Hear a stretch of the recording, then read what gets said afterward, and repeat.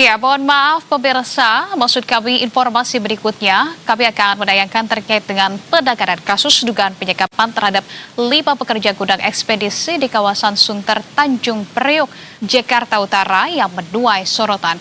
Todi RM, selaku kuasa hukum salah satu korban bernama Verly melayangkan kritik keras terhadap kinerja kepolisian yang dinilai tidak profesional. Todi menegaskan bahwa pihaknya telah menyerahkan bukti krusial kepada Polres Metro Jakarta Utara dan berupaya terkait dengan rekaman video yang menunjukkan para pekerja disekap di dalam gudang. Namun pemirsa ia menyayangkan sikap aparat yang terkesan mengabaikan bukti tersebut dan juga lebih condong pada keterangan pihak perusahaan. Ia juga menyoroti pernyataan aparat yang menyebut tidak ada laporan resmi dari keluarga korban. Menurut Todi, pengaduan melalui layanan darurat 110 merupakan bentuk laporan yang sah dan semestinya diproses secara serius. Ia bahkan menyebut berdasarkan keterangan kliennya, polisi justru memeriksa tas para pekerja yang menjadi korban saat berada di lokasi. Alih-alih mendalami dugaan penyekapan.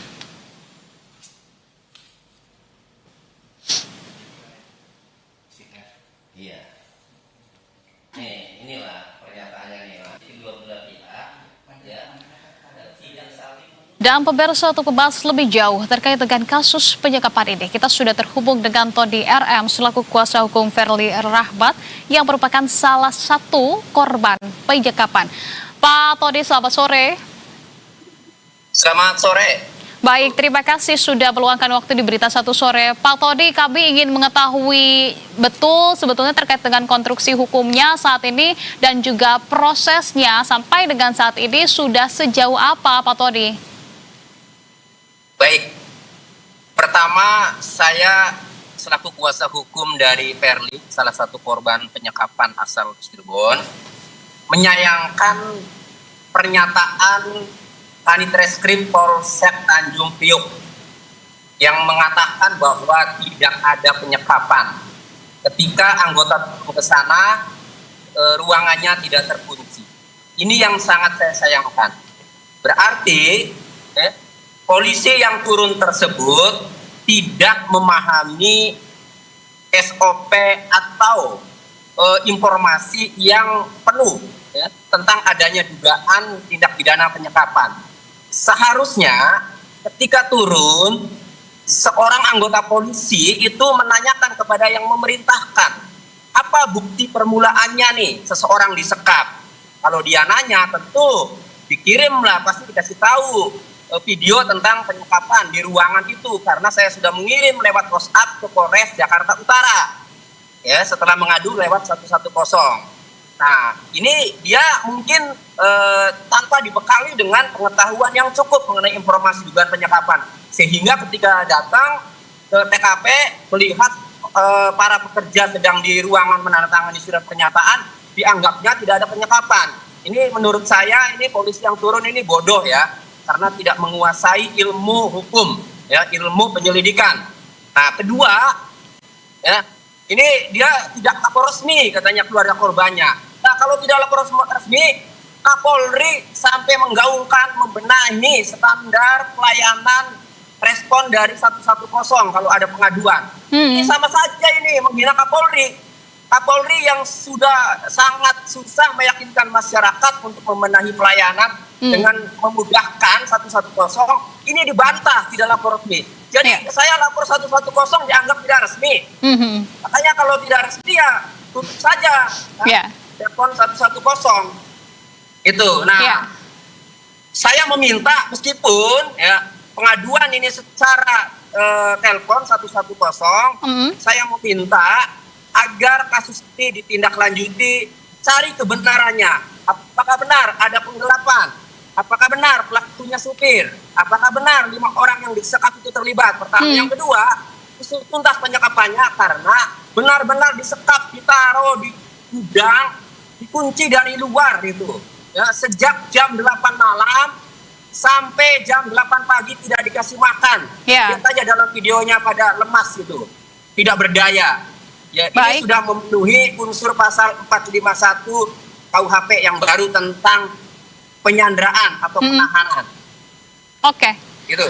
Oke, Anda selaku kuasa hukum menilai bahwa pihak kepolisian yang menerima aduan ini inkompetensi begitu ya, tidak memiliki kompetensi yang cukup terkait dengan pengaduan ini. Nah, begitupun juga dengan aduan dari 110 sebetulnya juga sepakat begitu saya juga kalau ini menjadi salah satu seharusnya saluran respon cepat juga dan posisi darurat sehingga memang laporan itu seharusnya juga menjadi salah satu laporan resmi. Nah, tapi sebelum ke sana saya juga ingin mengetahui sebetulnya selain dari tadi disebutkan dilakukan pengurungan, kemudian juga tidak diberikan makanan, begitu ya. Kondisi apa lagi yang dialami oleh para korban sebelum korban akhirnya mengalami penyekapan? Sebetulnya awal mulanya ini karena apa, Bang Tony? Selengkapnya. Korban ini jam 8 pagi, hari Rabu pagi, usai kerja shift malam dari jam 8 malam sampai jam 8 pagi baru keluar mau pulang, itu ditahan oleh koordinator lapangan berinisial W, dikumpulkan di ruangan atas, awalnya 10 orang. Nah, lalu kemudian dituduh kerjasama dengan supir yang diduga telah menggelapkan barang, karena 10 orang itu tidak merasa, akhirnya pegawai JNE berinisial U sama F itu mengeluarkan data ini ada 5 orang menurut pengakuan supir yang bekerja sama, sehingga 5 orang keluar, tinggal 5 orang lah. 5 orang itu yang beredar itu videonya kan, yang disekat itu. Nah, kemudian dituduh oleh orang kantor JNE itu kerjasama dengan supir. Datanglah supirnya sama ownernya. Nah, di depan ownernya supir mengatakan uang penghasil penjualan barang paket yang dilakukan dibagi 2 sama mereka berlima. Mereka berlima, pekerja membantah, lalu supir berubah omongannya, katanya bukan uang tapi dikasih gorengan 9, gorengan makanan. Nah, lalu ownernya bilang, ya udah dikasih gorengan juga sama saja salah, kan gitu. Nah, padahal dikasih gorengan itu tidak tahu apakah itu uang hasil penggelapan atau uang hasil maling, uang rampok, kan tidak tahu. Namanya anak-anak habis bantu disuruh ngangkutin barang dari gudang ke mobil box supir itu, kan itu sudah kerjaan sehari-hari. Nah, tidak tahu kalau barang itu mau digelapkan. Kemudian mungkin dikasih gorengan sebagai ya makan dan lapar kan, itu dijadikan sebagai keterlibatan terhadap sama supir. Kan parah ini ownernya juga. Nah, kemudian disuruhlah mengakui, menandatangani pernyataan yang draftnya sudah hak oknum pegawai JNT. Nah, itu jadi dipaksa mengakui pengakuan melakukan penggelapan. Itu juga masuk unsur pasal 448 tentang pemaksaan atau dulu namanya perbuatan tidak menyenangkan. Itu. Nah, jadi baik unsur ya. Nah, saya lanjutkan dulu. Kemudian jam 8 malam dimasukin ke gudang. 5 orang itu dimasukin ke gudang oleh orang berinisial T ya, kepala gudang dengan security. Masukin 5-5-nya ke gudang, dikunci dari luar. Ya, jam 8 malam. Jadi sejak 8 pagi memang dilakukan penahanan, nggak boleh kemana-mana. Nah, diinterogasi sampai tanda tangan pernyataan. Jam 8 malam masukin gudang sampai jam 8 pagi. Jam 9 malam security masuk, ambil semua handphonenya, disita 5-5-nya. Bahkan berinisial R, korban yang lagi tidur pun diambil. Nah, jam 8 pagi hari Kamis bisa keluar itu karena ibunya korban bernama Perli datang menyaksikan sendiri para korban dikeluarkan dari gudang. Dibuka kuncinya dari luar oleh security. Baik. Nah, lalu setelah ibunya Perli pulang karena tidak berhasil membebaskan, sampai kapan? Terus sampai baik. Bang Tony, lantas kemudian sampai pagi jam 8. Ya. Kita ketahui begitu ya bahwa ada pemaksaan juga untuk kemudian mengakui dari keterlibatan yang sebetulnya ini bukan menjadi keterlibatan asli dari para korban, dan kondisi korban yang disekap saat ini seperti apa, dan rencana selanjutnya dari kuasa hukum, langkah selanjutnya akan seperti apa, Bang Tony? Singkat saja. Ya, setelah ramai pemberitaan ya, dan saya kritik keras, semalam ibunya klien saya dihubungi oleh Polres Metro Jakarta Utara akan dimintai keterangan. Ini yang saya butuh tunggu. Jangan mengatakan tidak ada penyekapan. Polisi goblok kalau mengatakan tidak ada penyekapan.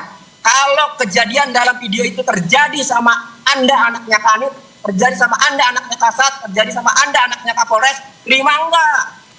Jangan ngomong tidak ada penyekapan. Ini harus diselidiki dulu. Jangan belum memeriksa korban, kemudian diputuskan tidak ada penyekapan. Itu yang saya katakan penyidik atau goblok, polisi goblok itu.